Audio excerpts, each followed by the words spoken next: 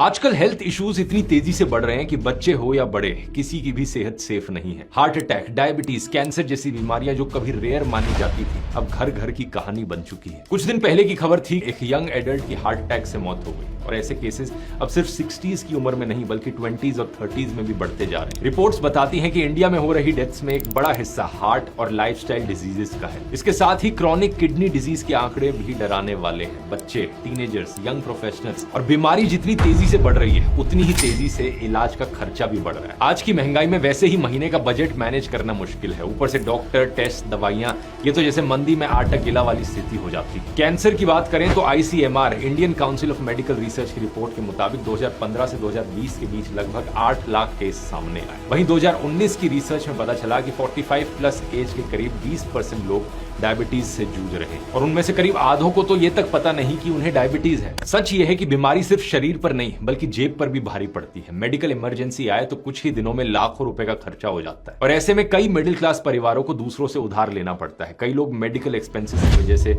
गरीबी के करीब पहुंच जाते हैं। इसलिए सिर्फ इलाज सोचने से कुछ नहीं होगा, इलाज के खर्चे से भी बचना बहुत जरूरी है और यही वजह है कि आज हर परिवार के लिए हेल्थ इंश्योरेंस लेना एक जरूरत बन गई। आज के समय में ये लग्जरी नहीं बल्कि एक बेसिक फाइनेंशियल प्रोटेक्शन है। और सबसे बड़ी बात, GST हटाने के बाद जिस प्रीमियम में आप पहले 10 लाख की कवरेज लेते थे, उसी प्रीमियम में अब आपको 20 लाख तक का हेल्थ कवर मिल सकता है। आपकी सुविधा के लिए मैंने बायो में लिंक दिया है, क्लिक कीजिए और अपने परिवार की सेहत को सुरक्षित रखिए।